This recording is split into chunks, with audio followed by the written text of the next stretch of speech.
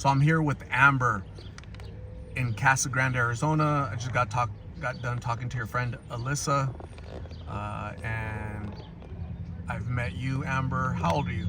I am 40. Amber, how long have you been out here in the streets of Casa Grande? Since 2018. And what is happening to cause you to come out here to the streets? A lot of the income and housing rates. But me and my husband came from Montana, and ever since that we've been, drawn back to Arizona, to Casa Grande. But it's been going downhill ever since I've been here for the last 5-7 years. I asked you if you're using blues. A lot of people are using blues around here. I am alcoholic, but also I like meth. I like G. Yeah, they call it G, which is glass. Yeah. Go, up. You just don't like blues, or you're not gonna try it? I just don't see the need to do it. Like, just to watch everybody else do it, how they're all like falling asleep, and just that's not something I would like.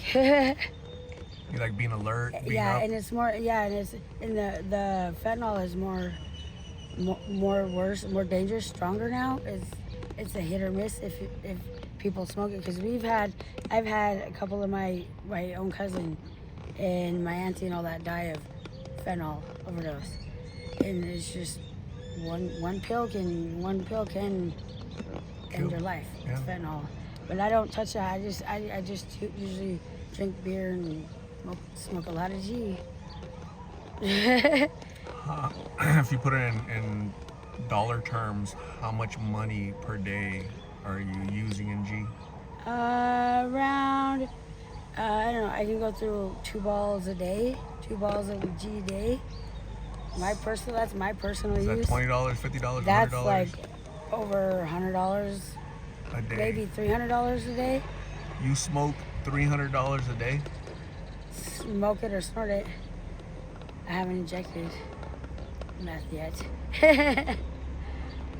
Yeah, but I also used to be a opiate user for 15 years. Also, I was addicted to opiates, and everybody always wondered why I haven't gotten into heroin or freaking fentanyl, because I'm an opiate user. It's just not my thing to be all out of it and overdosing like that cat that I was just helping earlier. He was fluid out all morning, laying there all, and then gave him food and stuff, and he was still disrespectful. Yeah, but it's not safe. The fentanyl around here is not safe. And I'm from Montana, and it's only been in Montana for like a year and a half. What's happening in Montana? A lot of overdoses. A lot of overdoses. Like, we probably get like 20 to 30 overdoses a day, and probably in between that, like 5 to 10 people dying a day on fentanyl overdoses. Yeah. It's too many people, huh? Yeah, and a lot of them start off with using glass, and then they just found, like, somehow they got their hands on fentanyl, and fentanyl just comes through like a gateway. So fentanyl is taking over like way worse than G ever has. Like, because now you can't even really find too much G on the street. It's all about the blues. It's all about the Smurfs. Everybody's always asking for Smurfs or beans, and it's not any G nowadays. So it's kind of hard for me to see people like that. So it's sad to see fentanyl taking over. And it's rough. Price-wise, is G more expensive? No. For the same price? No, fentanyl's a little bit more pricier, especially if there's a low cut, like a low increase coming in, a low demand. Then they can bump up from $1 pill to $30 a pill. It all depends on the demand of it. Really? Yeah. So in Phoenix, last year was the cheapest ever for these pills. They were 50 cents to $1 last year. Well, with me, because I have my plug, and I can get fentanyl pills for 50 cents a pill, but I don't do them. So I just do G. So I can, But I could see a lot of people use that as a come up for them when they're not using fentanyl, or if they use fentanyl, because they can go to somebody else and get it for 50 cents, or charge the other person $3 a pill and make a little profit to get themselves well. So it also depends on who you know and how well you can do it. But a lot of it is just all fentanyl. It's all fentanyl. Yeah, it's taking over communities. Bad. Even a little town in Montana. I come from Montana. I'm Flathead, Salish Pondere. What's the name of the town? Flathead. Well, it's Flathead Indian Reservation. It's over in Lake County in Ronan, Pablo, right next to the Canadian border. We have like the Blackfoot, the Shoshone, the Nez Perce, and then the Crow. We have, in Fort Bell. We have a lot of tribes over there in Montana too, but also those tribes over there.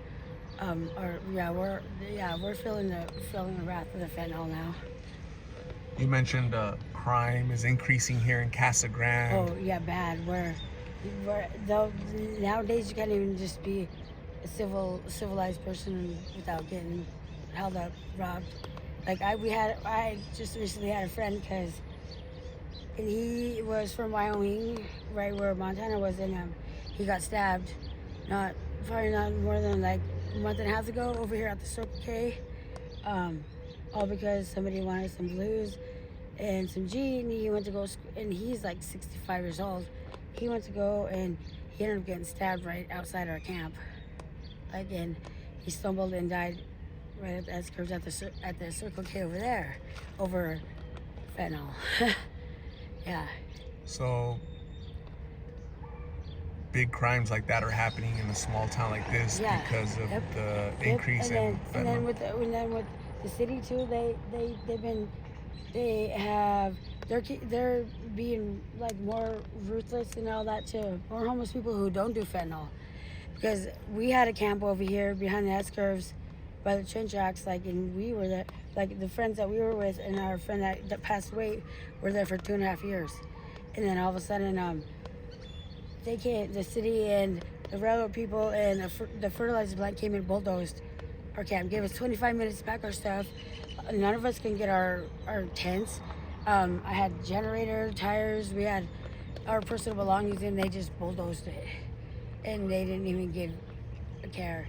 So now it's like spots like that, little spots like that, they just keep kicking everybody out. And so it's making it even harder and more, it's making the crime rate go up, more drug use than ever, more fentanyl use. It's a lot of people turning to fentanyl now instead of marijuana or freaking alcohol or glass. It's all about fentanyl. $300 a day, that's a lot. So do you receive I work. I work. You have a job. I am a housekeeper at Motel 6.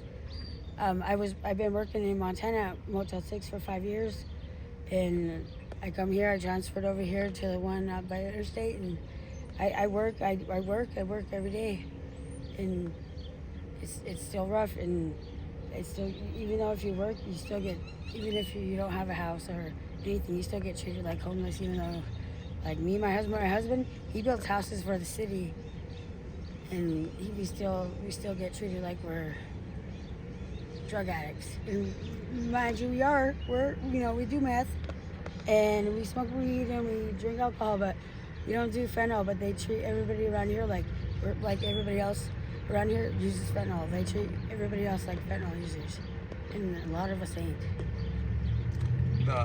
You heard Alyssa say the solution would be for the city of Casa Grande to provide free housing for homeless and people battling addiction. I wouldn't say free. I would say with some, they have to come up with some kind of solution instead of just kicking everybody out and being rude and no trespassing signs and resorting to us back to sleeping wherever we can without getting kicked out of places. We can't even sit in these parks past 10 o'clock at night now, because then the police and the park rangers come and kick everybody out at 10, and they've locked a lot of the bathrooms. We're not allowed to use the bathrooms. Yeah, and it's just sad. If they would just compromise. It's all about compromisation, and like have one of them be humbled for a day, live like a homeless person. Like it's just all about that, and they don't really care. They just want to. They think just kicking us out and telling us to go to a camp that's by the interstate is gonna solve the problem. That's just gonna make it worse.